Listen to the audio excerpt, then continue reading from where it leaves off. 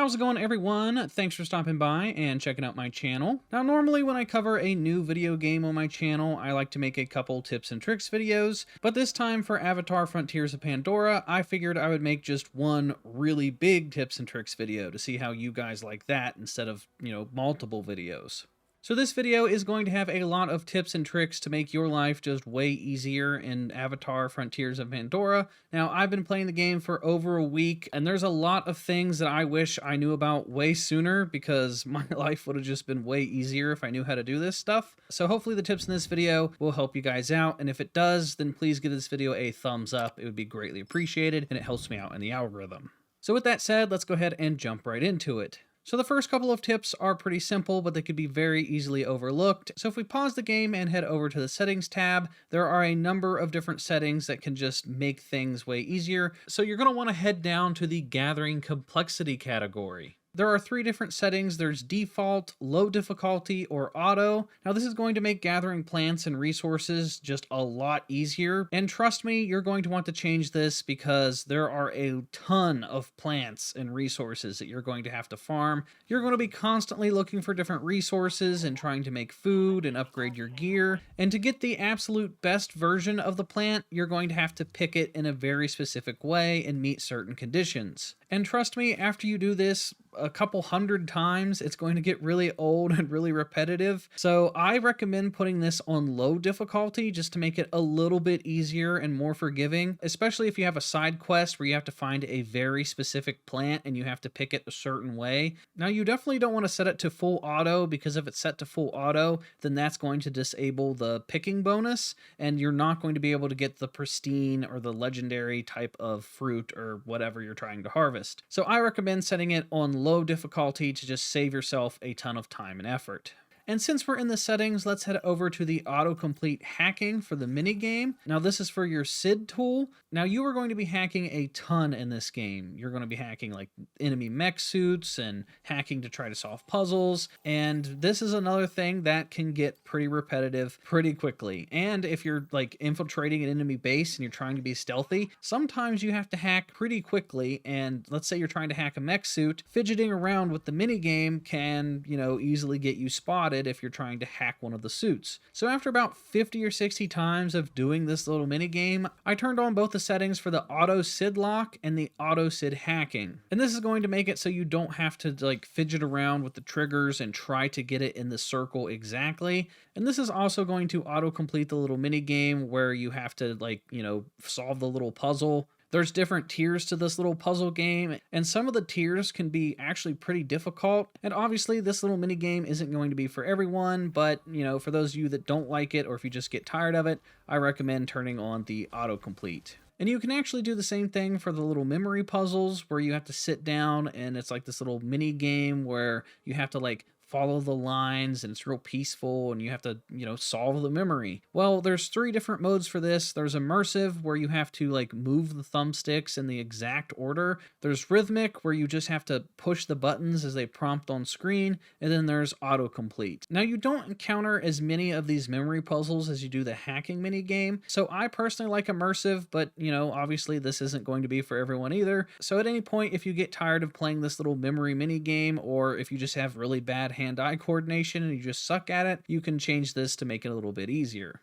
So next up, I want to go over a couple of tips to help you get around in the environment. But before we go any further, I want to take this time to tell you about today's sponsor. So over the past few months, I've been just super stressed out with student loans starting back up and the cost of living just being so high and just the amount of stress I've had from just being so overworked. It got to the point where my time management was just awful. I couldn't concentrate when I was working, and I had to force myself to take a step back, take some time off of work, and just reevaluate what I was doing wrong. And it would have been a huge help if I had someone to just sit down with to talk about all these issues, and that's why I'm partnering with today's sponsor, BetterHelp. So for people with a similar type of work schedule as me, where you're working from home or you're working just crazy hours, it's great that BetterHelp allows you to schedule therapy sessions at a time that's convenient for you. With BetterHelp, you can have your therapy sessions as a phone call, as a video chat, or even via messaging if you prefer that, whatever's the most comfortable version of therapy for you. To get started, you fill out a questionnaire to help assess your specific needs, and then you'll get matched with your therapist in most cases 48 hours or less. And then if the therapist that you're matched with just doesn't feel like the right fit, which is pretty common when you're just starting therapy, you can just easily switch to a new therapist at no additional cost. So if you think you might benefit from therapy, then consider BetterHelp. Just click the link in the description down below or visit betterhelp.com/SwannyPlaysGames. Clicking the link not only helps support my channel, but it also gives you 10% off of BetterHelp for your first month, so you can connect with a therapist to see if it works for you. And a big thank you again to BetterHelp for sponsoring today's video. Now the controls in this game play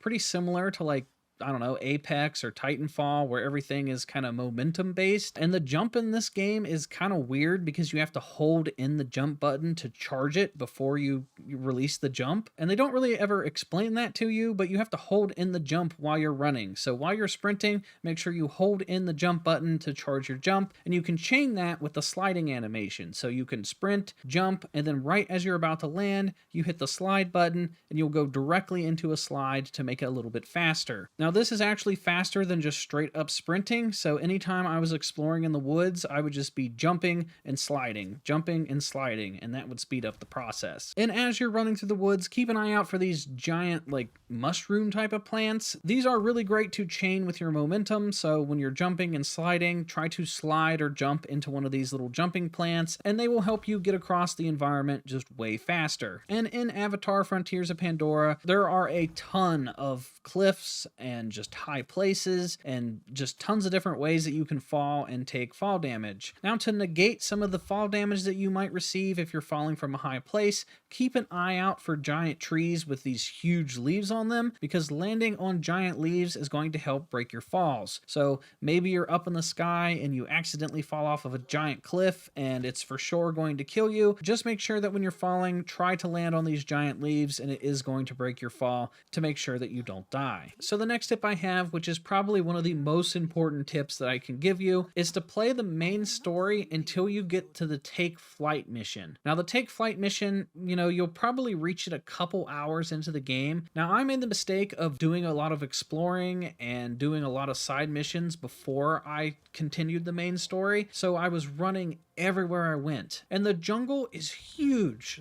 This map is ginormous. So when you're doing a lot of side missions, you have to run physically everywhere, and it can kind of get old and repetitive because there's just so much forest. So once you get your flying mount, your Ikran, it completely changes the game. It makes the game just way better when it comes to exploring and finding special flowers and power-ups and even hunting. Just overall, the game feels completely different once you get your flying mount, and it makes, exploration and finding different things just a night and day difference. Just trust me on this one. I played the game for hours before I got my mount, and it was just taking forever to do anything because I had to physically run everywhere. So next up is a pretty good tip, because this one is pretty missable. I didn't discover this till at least 10 plus hours into my playthrough, and I actually found it by complete accident. But once you discover the home tree, make sure you go clear to the top of the home tree and you'll find this vendor, and this vendor is going to act like the vendors in the Assassin's Creed games, where it's kind of linked to the in-game microtransaction store, and they're going to give you daily challenges and weekly challenges, and that's going to give you the in-game currency that you can then spend on different items that you would normally have to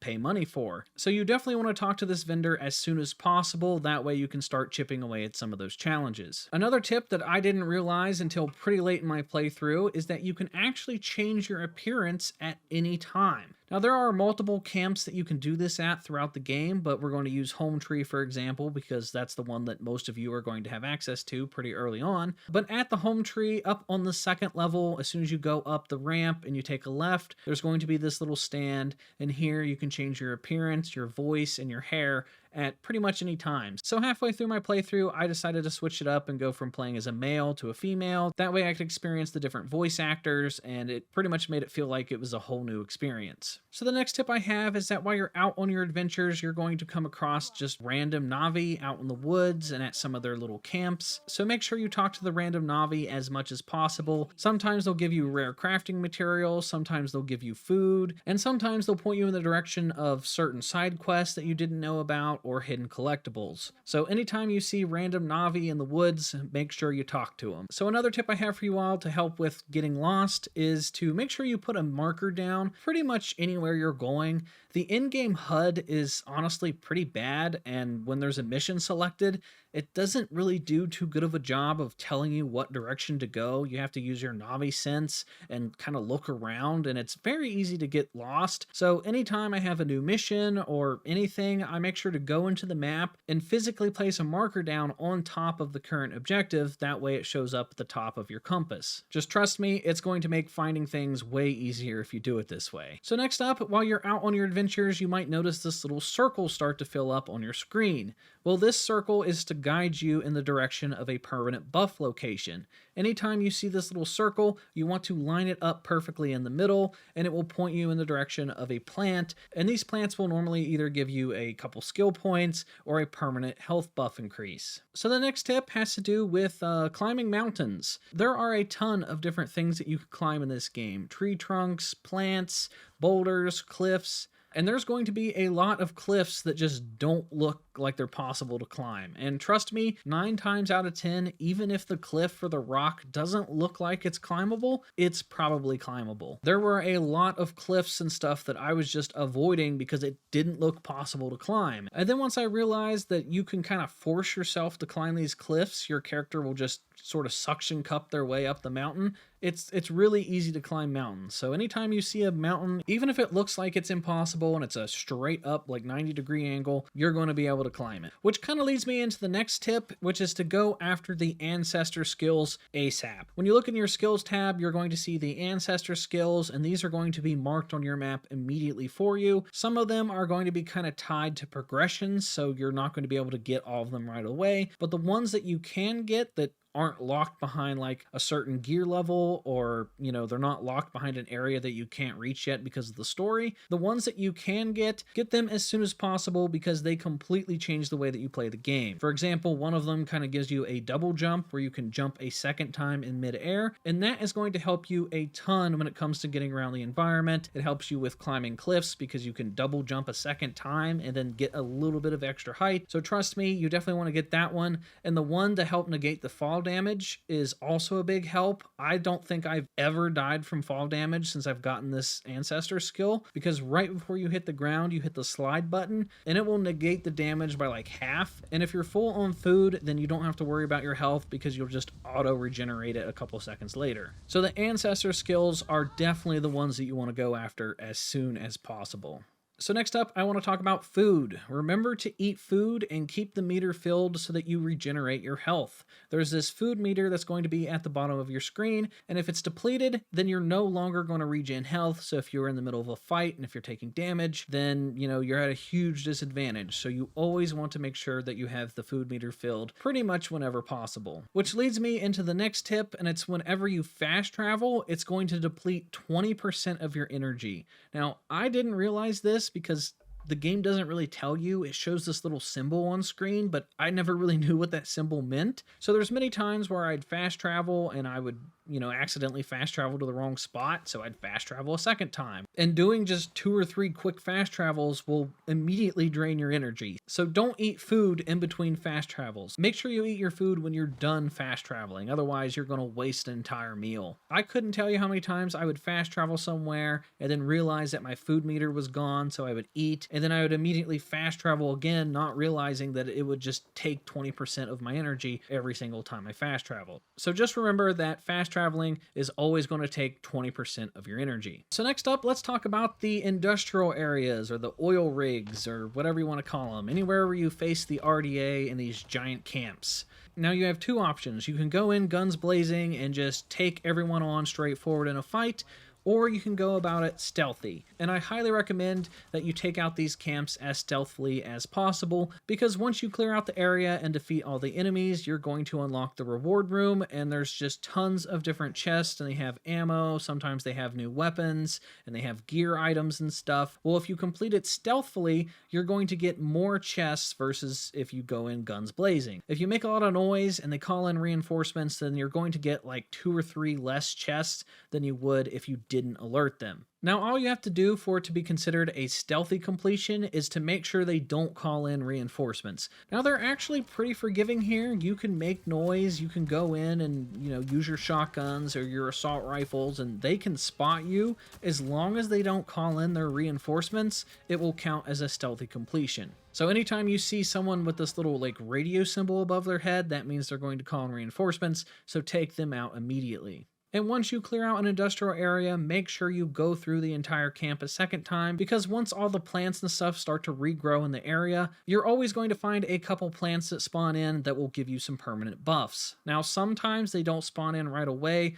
You're going to have to fast travel away, do a couple missions, and then come back later, and then you will find a couple plants. So once you clear an industrial zone, keep an eye out, because there's normally at least 1 to 2 plants that's always going to give you a permanent health increase. So the next tip I have for you all is one that you're probably not going to encounter too much, because it only happened to me twice, and it's to avoid the Disharmony debuff. Now, you get this debuff if you're going around doing a lot of hunting. So I was trying to collect a lot of rare meat, so I was running around in the woods and I was killing too many animals. Well, if you kill too many animals too quickly, you will get Disharmony, where the whole game is basically mad at you. Pandora, the whole planet, isn't happy with you because, you're going around and you're being a poacher. You're doing what the RDA is doing. And the whole point is to be one with nature. They don't want you to go around massacring all the animals. They only want you to kill animals when it makes sense to. So let's say you do end up killing too many animals and you end up getting the Disharmony nerf. Well, if you do, then none of your abilities are going to work. You're not going to be able to call in your Ikran, so you can't fly away. And none of the NPCs are going to talk to you. So you can't access stores, you can't access missions.